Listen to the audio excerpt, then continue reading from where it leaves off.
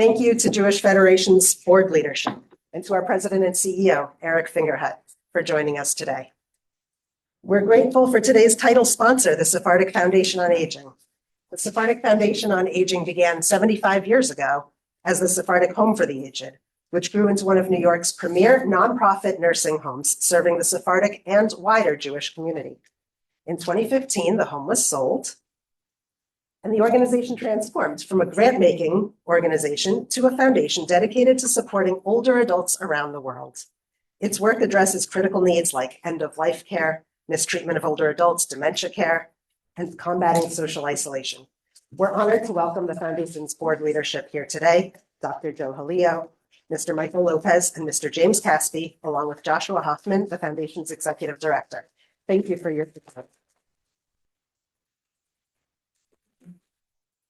Growing up with Holocaust survivor grandparents, I never really thought anything was different or unique about that because it was just my family. That's how I grew up. It was so much a part of my life.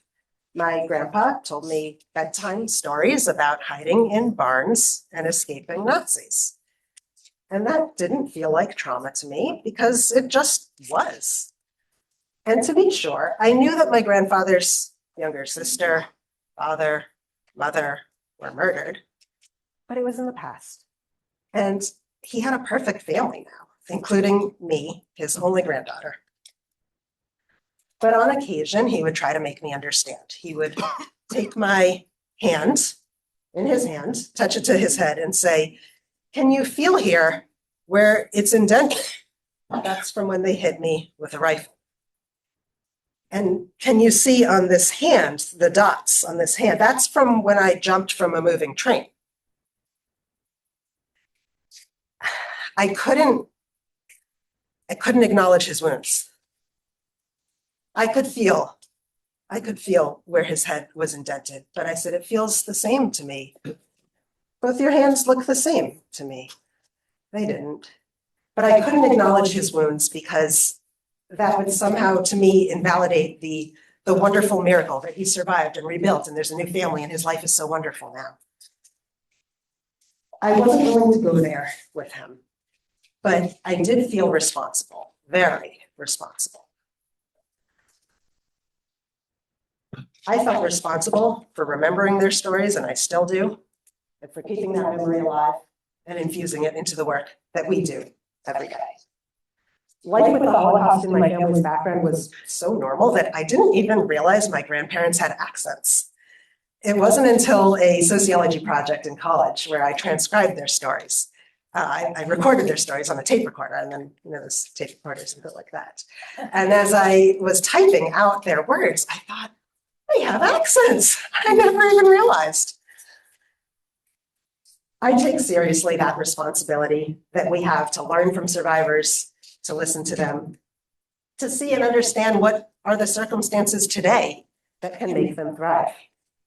That responsibility to learn how to empower Holocaust survivors to live their best lives, to take control of their destiny, control which was so terribly ripped from them when they were younger. Leading our center at Jewish Federations is how I fulfill that responsibility to learn from the experience of the Holocaust. And oh, have we learned. In 80 years of serving Holocaust survivors, Jewish Federations and human service agencies have learned what it means to age with a history of trauma. And because of this, for the past 11 years, the federal government has entrusted us to be the National Resource Center on Aging and Trauma. They've partnered with us to develop the person-centered trauma-informed approach to care. And we've been tasked with spreading this knowledge to partners of every background, to survivors of floods, to survivors of illnesses, hurricanes, domestic violence, to former first responders and veterans in our communities. Over 11 years, we've awarded 244 grants across 25 states. We've served 50,000 Holocaust survivors, 26,000 other older adults with a history of trauma, 11,000 family caregivers, and our sub-grantees alone have trained 27,000 professionals and volunteers in person-centered trauma-informed care. Today, we will showcase 35 presentations on 35 different ways of implementing person-centered trauma-informed care. We're also paying attention to the entire nation's capacity to use the person-centered trauma-informed approach. Our own national study of 300 aging service organizations shows that 71% of organizations report having a high understanding of aging with a history of trauma. Yet only 39% of organizations have demonstrated capacity to use person-centered trauma-informed care. And yet, using person-centered trauma-informed methods has shown to bring benefits to not only the care recipients, but to the staff and the organizations themselves in the form of higher staff satisfaction, lower burnout, and higher job retention. In our care workforce, that's very important. So why the gap? Why isn't everyone using person-centered trauma-informed? My theory is that we're still waiting for our Oprah moment. Let me tell you what I mean. Or opera, as my grandmother would call her in her accent. In 2018, Oprah learned about trauma-informed care from a guest. She said it changed her life when she heard about asking the question, what happened to you, instead of what's wrong with you. It changed her life, and it changed the way she thinks about everyone, and it changed the way she runs her schools. And she wants to shout it from the tabletops because this is so life-changing, this trauma-informed care. And this was 2018, and I thought, Oprah, what took you so long? Trauma-informed care advocates have been talking about this for a very long time. And yet Oprah was still only talking about children. What happens when those children grow up? What happens when they become adults? So until Oprah shouts it from the tabletops, the onus is on us.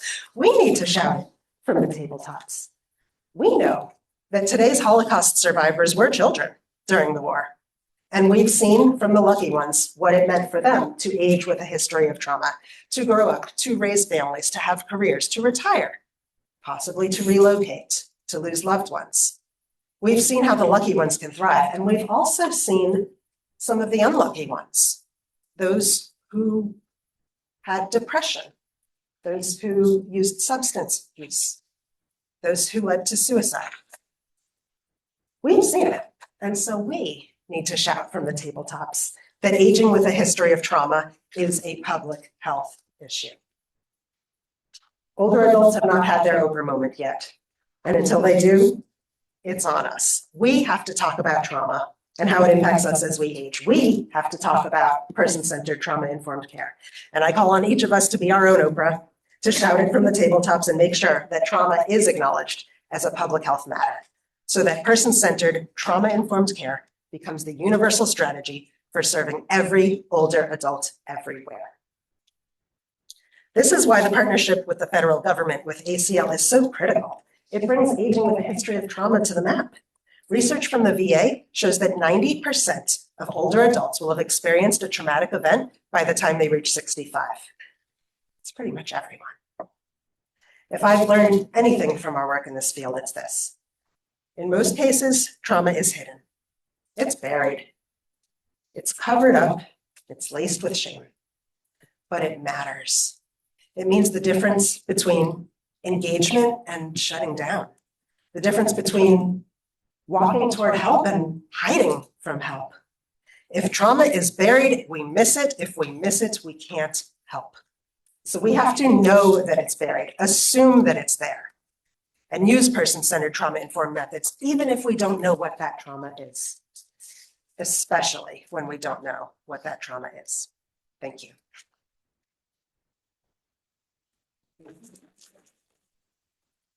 It's my absolute pleasure now to welcome the Administration for Community Living and Principal Deputy Administrator Mary Lazaire. Mary, would you please come on up here as I introduce you? Thank you. Were it not for the Administration for Community Living, trauma would still be hidden. It would be a private issue. There would be no national resource center, no national platform to name trauma as a societal concern, no efforts to turn solid research into practice, to elevate our quality of care so that older people in this country can actually access the services that we provide without fear or anxiety of those very services. The Administration for Community Living makes this possible and continues to uplift ways in which we can help older adults and people with disabilities across their lifespan and family caregivers. We're joined here by esteemed professionals who dedicate themselves to the work of the Administration for Community Living every day. Carrie Benson, Stephanie Bostick, Alice Kelsey, and Sarah Vogler, thank you for being here. Administrator Mary Lazare, your thoughtful, skilled leadership has elevated our older adult and disability services among our public discourse. With your background in gerontology, you've made it your life's work to improve our health.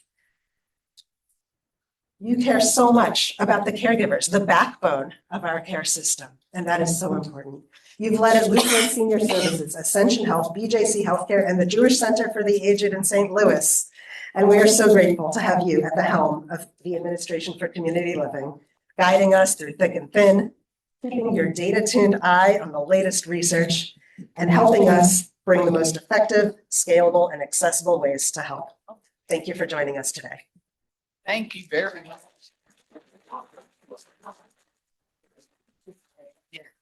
Well, that's even better. Can you hear me now? That's a Verizon commercial, right? Okay. Can you hear me now? Well, I want to thank you for that great introduction. And you listen, don't you? She hit all my points, and I'm not going to call them pain points, but I heard those words. So thank you very much. First of all, it's a privilege for me to be here.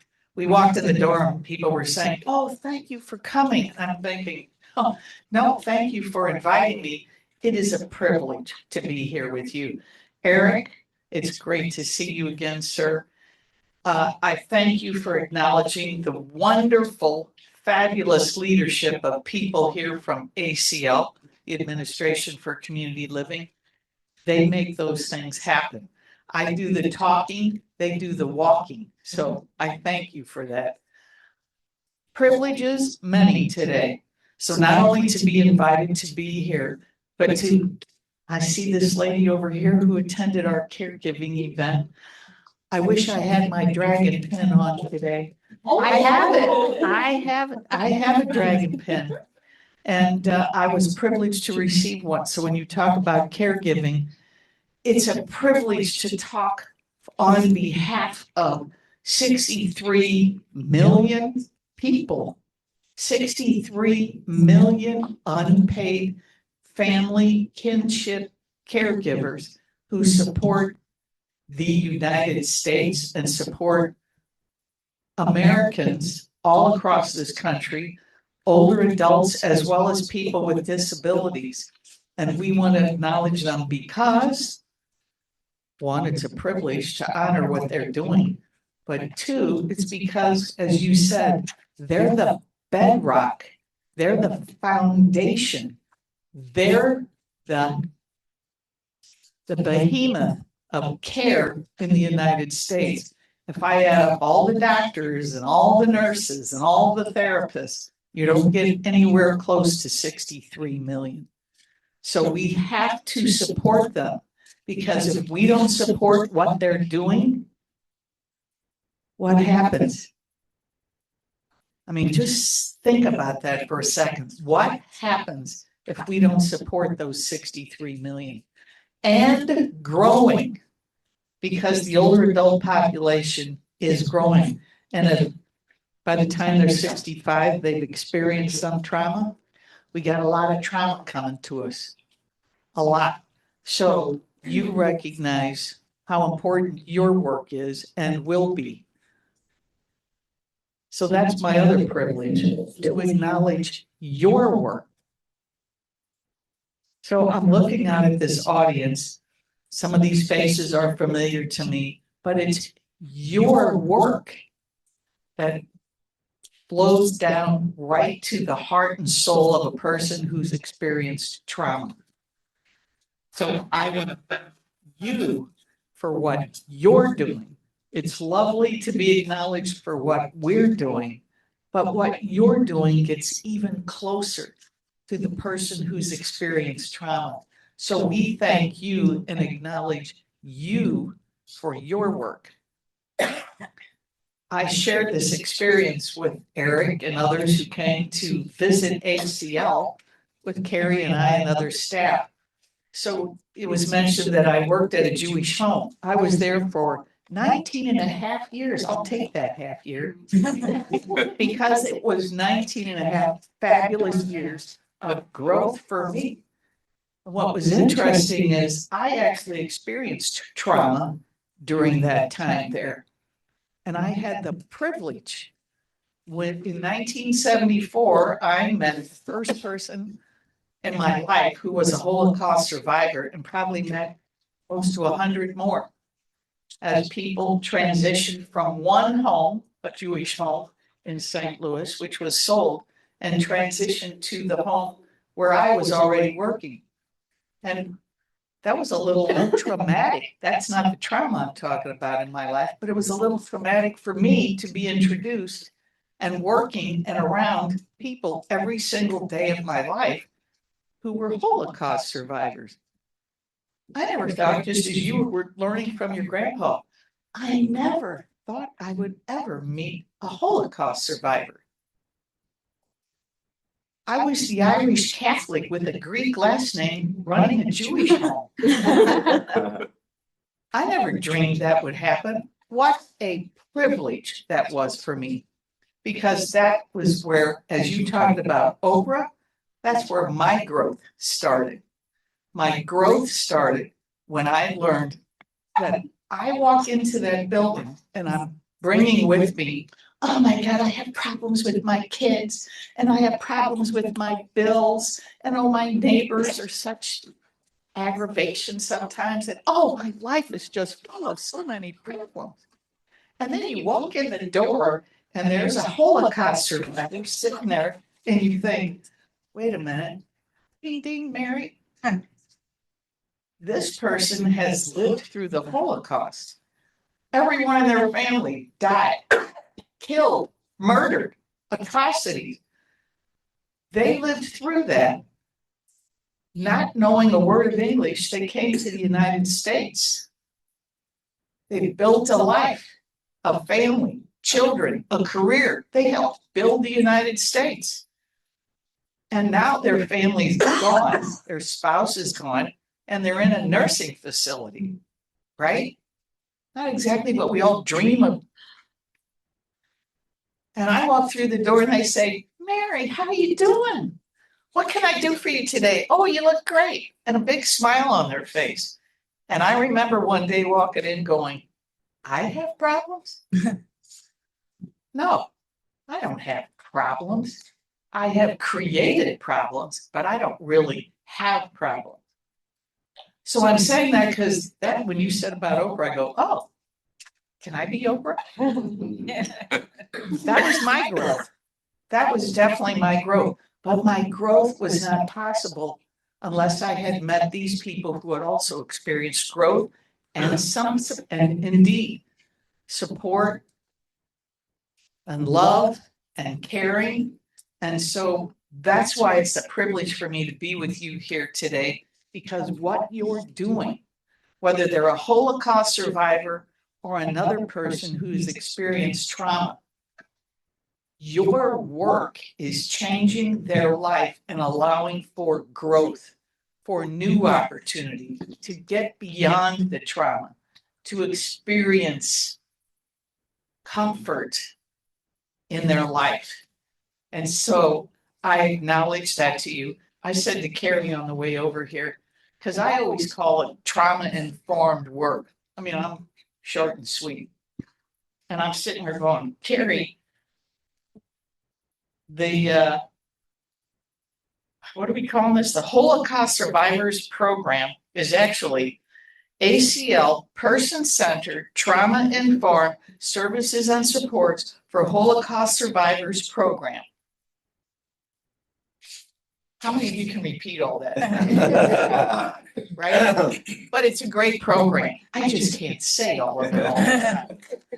It gives me trauma to try to get through that. So I just want to say to all of you, ACL is proud as your federal partner to work with you to support what you are doing, to support the work that you are doing. Lastly, let me say this. One of our priorities, but caregiving is, of course, one of them. Another one of our priorities is economic mobility.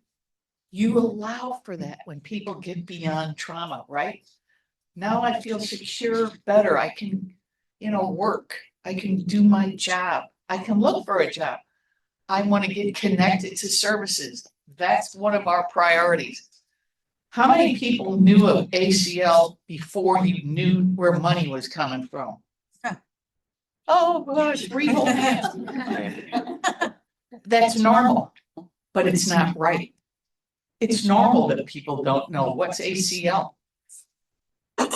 So we don't do a good job of marketing who we are and what we do so that people know to gravitate to us, to find the supports and services they need, to provide the supports and services that you need at state and local levels.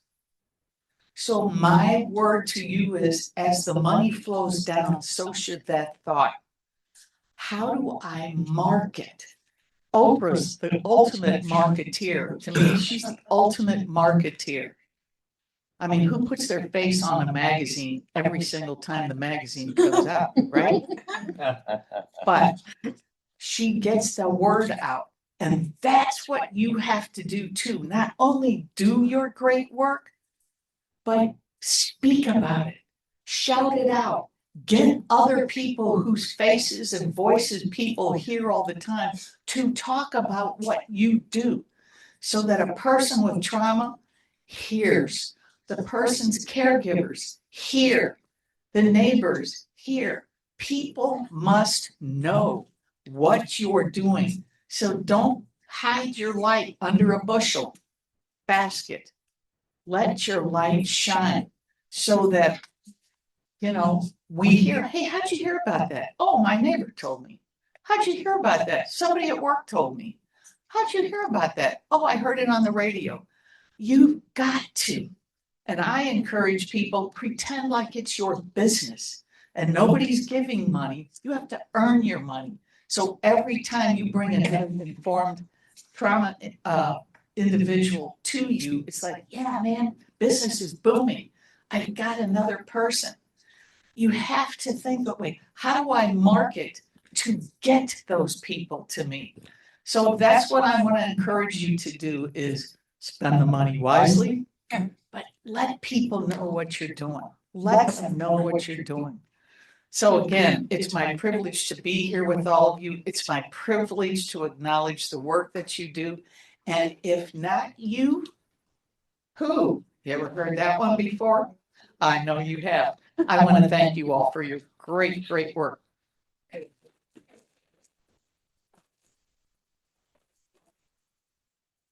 Thank you so much. Let me get myself on here. Thank you, Mary. Thank you, Carrie. Now you see how fortunate we all are to have Mary and Carrie in our leadership. Thank you. And speaking of leadership, is Eric Fingerhut here? Thank you, Eric. It's our pleasure to welcome our President and CEO, the Honorable Eric Fingerhut, to give some remarks to you. Eric's distinguished career in public service and higher education in the Ohio State Senate and the U.S. Congress aids our pursuit of building flourishing Jewish communities that are safe, healthy, welcoming, and trauma-informed. This matters right now because we're using our own lessons in person-centered, trauma-informed care to both heal and grow from the terrible attacks of October 7th and the ensuing anti-Semitism that's facing our country and the globe. Eric, thank you for your vision.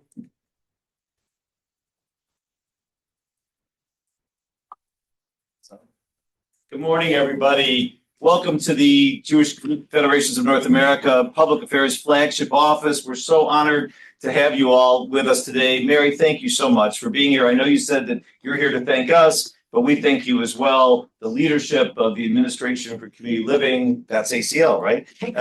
Is extraordinary and important to us. And I actually think it's critical that we do say the words out loud, because community is the center of what we do here at the Jewish Federations of North America. It's at the center of what you do. It's at the center of what each and every one of you are doing. We're building community for our seniors. We're building community for our families, and we're sustaining the strength of communities all across America. So thank you so much for being here. I'm especially thrilled that our great team here at the Jewish Federations of North America that leads our Center on Aging, Trauma, and Holocaust Survivor Care. And we're so privileged to represent that entire body of work in our partnership with the Administration for Community Living.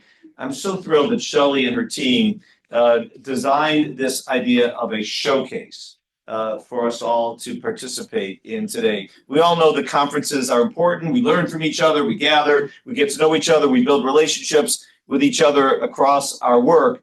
But to showcase the great work that each of you are doing so that we can see it and we can feel it and we can learn from you, I think is really an inspired idea. And so welcome to this first showcase of the great work that all of you are doing. As Shelley mentioned, this is actually quite personal for me. I had the privilege, for a number of reasons, I had the privilege of serving both in the state Senate in Ohio and in the United States House of Representatives. And in both those capacities, I had a chance to work with the government agencies that are involved both at the state and federal level in supporting seniors. And they are essential. We have a number of departments of aging here today that I've met. I don't want to, if I start to mention, I'll probably miss some who are here, but those of you who work at the state departments of aging as well as at our federal department, their work is not just about funding, as Mary said. It's important, and obviously government resources are essential to the work of building community for our seniors, but it's their expertise and it's the caring that they bring to this work and the ability that they have to marshal the best experts across our country and across the world to learn from that is so critical. So thank you to all of you who work in our state and federal partners. And of course, as the CEO today of the Jewish Federations of North America, which is the umbrella for 141 Jewish federations, each of whom in their communities is the central organizing, fundraising, and convening body and supports Jewish family services and aging programs all across our communities. I thank all of my partners across the Jewish community federations and Jewish family services and agencies who are here today, who do this work and have been doing this work for years with such excellence and such caring and such love. And that's on a personal matter. My sister, who's here today, is in her professional capacity, and I have also experienced the need to care for an aging parent and to turn to the professionals in our communities, in our case, Jewish Family Service, to provide the expertise and the care that we so deeply needed and to support our family. And so I thank each of you for your support of the families and the seniors who need this help and who are so deeply impacted by this important work. We are here intentionally in the center of the public affairs world of the United States of America, the greatest, freest, most open nation in the world that cares so deeply for all of our citizens. We're here between the White House and the Capitol. You've gathered here for an important reason, to showcase to all of those who can hear and see the important work that is being done across this country, and we're so grateful to each of you. I want to thank all of the sponsors of today's program, without whom this could not be possible. Of course, in addition to our great partnership with ACL, we especially want to thank our title sponsor, the Sephardic Foundation on Aging, and all of the other sponsors who are here today. I saw our friends from the Weinberg Foundation and a number of other important partners who are here. We thank you for everything we're doing. I wish you a very successful, productive day of learning and of inspiration. And please let us know how we can be supportive of your work every day as you care for all of our citizens across this country. Thank you. Thank you, Eric. Thank you for your video. Thank you. Taking a little bit of Mary's advice, I'm going to proudly share some of what we do and why we do it. As you know, we aim to make the person-centered trauma-informed approach the universal strategy for serving all older adults and their family caregivers. And Jewish Federation's support to that goal has made the following impact. 63% of organizations that received our subgrants demonstrated deep capacity to use person-centered trauma-informed care. 89% of organizations said that the person-centered trauma-informed approach brought benefits to care recipients, to the staff who used it, and to the very organizations themselves. 88% of older adults and family caregivers that participated in our programs reported improved overall well-being as a result of their participation. And after completing our PCTI Essentials for Aging Services online course, 92% of learners reported deep understanding of how trauma impacts older adults, compared to 44% prior to taking the course. This is all possible thanks to your commitment. We appreciate the commitment of so many. In addition to our title sponsor, the Sephardic Foundation on Aging, we thank all of our showcase sponsors and partners, including Dignity Memorial, Ropes and Gray, Sacred Spaces, Aging Life Care Association, New Org Management System, Jack Rabbit Learning Experience, the Harry and Jeanette Weinberg Foundation, the Claims Conference, Brownstein Hyatt Farber Schreck, and the National Center on Elder Abuse. We just celebrated Older Americans Month and Jewish American Heritage Month, both in May. And June also brings special celebrations. Holocaust Survivor Day, celebrated around the world on June 4th, is a day to honor and celebrate all that Holocaust survivors have given us. Different from the remembrance events of Yom HaShoah, Holocaust Survivor Day is there to thank the survivors, celebrate them, honor them, dance with them, party with them, volunteer with them. And through these kinds of celebrations throughout the country, including in many of the communities that are represented here today, they're going to go home and have Holocaust Survivor Day celebrations this weekend. Holocaust survivors are gathering with their communities, accepting proclamations from the mayors and city councils of those cities, thanking them for building life in America, as you had stated, Mary. For us, every day is Holocaust Survivor Day. And we thank the Holocaust survivors for inspiring us. World Elder Abuse Awareness Day is also in June, June 15th. It was launched in 2006, and in 2011, the United Nations officially recognized it as an international day. Our Center on Aging, Trauma, and Holocaust Survivor Care is proud to partner with the National Center on Elder Abuse to mark this moment. And if you'd like to learn more in how to take part in the global celebration, we have information at the tables on the third floor today. You can see just from this welcome what a rich gathering of dedicated, diverse, knowledgeable, curious professionals we have here today.